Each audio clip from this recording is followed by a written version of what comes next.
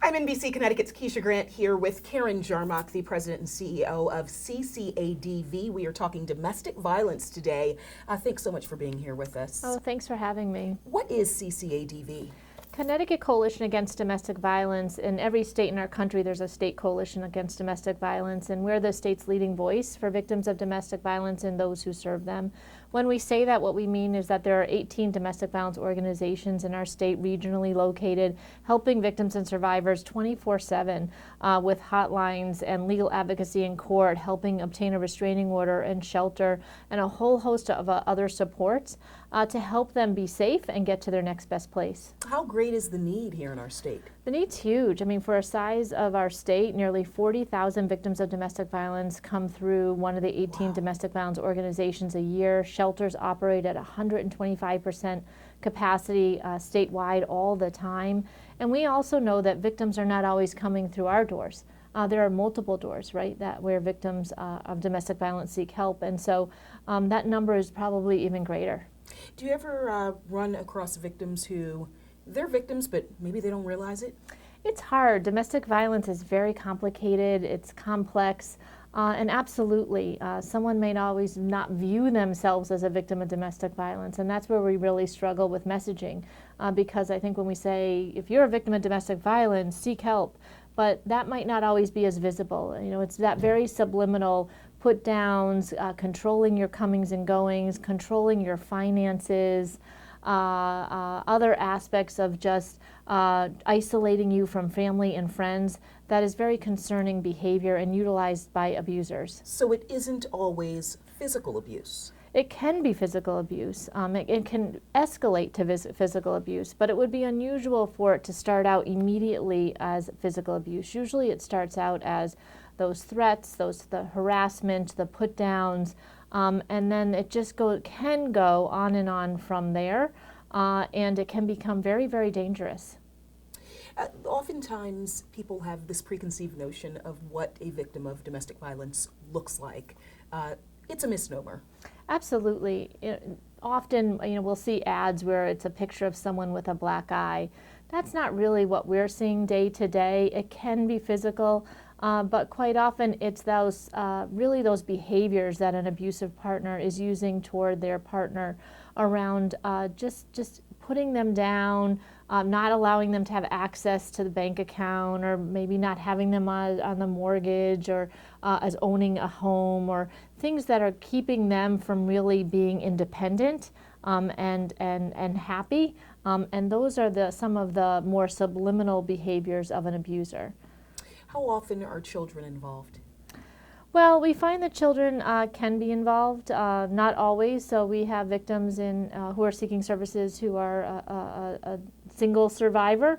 But children exposed to family violence is a really serious issue. We know that children receive this differently depending on the circumstance, and we absolutely have services to help children. Your group is doing important work in terms of targeting workplace, the workplace. Yeah. Tell me a little bit about that. So it's really important for workplaces to have policy in terms of how they work and help and support employees who might be a victim of domestic violence, or what if someone's an offender who's the subject of a restraining order or an arrest? How do you respond as an employer? It's better to have policy in the workplace, to be able to have a culture and an environment in your workplace where a victim feels comfortable talking to their supervisor, and it keeps them safe and it keeps everyone else around them safe as well. How critical is that? It's really critical, because often for someone who is working and who's a victim of domestic violence, going to work might be the only normal thing they feel is in their life where they can be safe. So knowing that they might be able to seek help from their employer around the ability to take a little time off to go get a restraining order, take a little time off to meet with an advocate, can be really critical to their safety. And so it's really important to have policies in the workplace, training for supervisors and for all employees around this issue, so that there's a greater understanding of just how prevalent it can be. If you do find a case where there are children in the home, do you find the need to work with those children? Do you find the need to try to reach out to them in order to perhaps break a cycle before it even starts? Sure. So prevention is a really important aspect of the work that we do.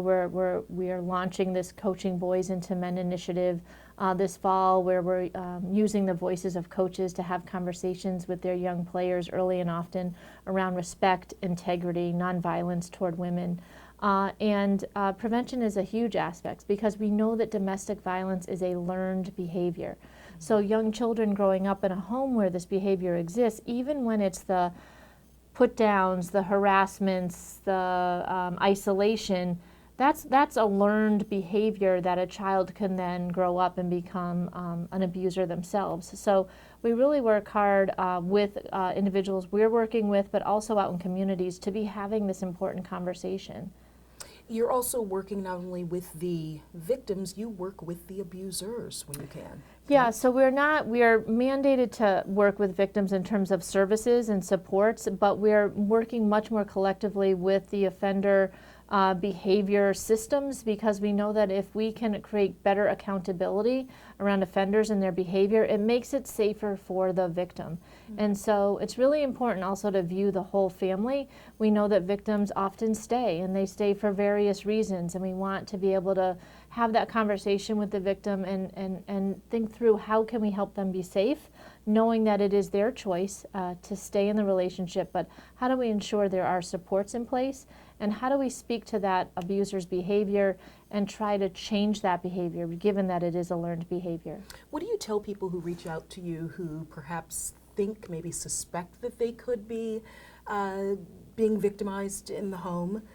How do you get through to them? How do you let them know that what they're experiencing may not be kosher? Well, that's a really great question, and for me it's an easy question to answer. I would recommend to anyone that they feel comfortable reaching out to a domestic violence organization for help, because just because you make that phone call, it doesn't mean you have to do anything. It doesn't mean that there's reporting of this. We are protected by confidentiality by law, so it's a confidential conversation with an advocate who is skilled around safety and advocacy related to victims of domestic violence.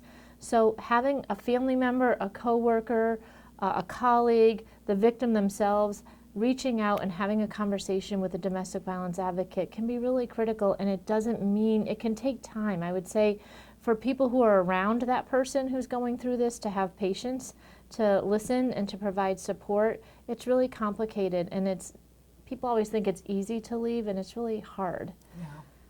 Is there a hotline that people should call if they're watching this segment and they think, I'd like to get a little bit more information, or maybe I just want to run something by someone? Sure. The domestic violence hotline in Connecticut is 1-888-774-2900, and that links you to your most local domestic violence organization. It's 24/7. You'll speak right to an advocate, so you're not going to get an answering service or anything like that. Which is important. It's hugely important, because just to make that call for the first time, it takes a lot of courage. And it's confidential. It's fully confidential. No one will know that you made that call. You have got one last question for you. You've got a huge initiative coming up in November. Yes, SafeConnect. Could be a game changer. Yeah, we're really excited about this project, and I think it will be a game changer in terms of how victims and survivors are accessing help. So we have something called SafeConnect that we're launching November 1st in the state of Connecticut. It is that statewide hotline number that I just provided earlier, and you can email, live chat, text, or talk with an advocate 24/7 confidentially. Because we know that people want to be able to talk and seek help in different ways. And texting these days is so important. So important, and bilingual, bicultural, 24/7. Keisha Grant, the president and CEO of CCADV, the Connecticut Coalition Against Domestic Violence, we thank you so much for your time. Thank you. And your important work. Thank you very much. Thank you.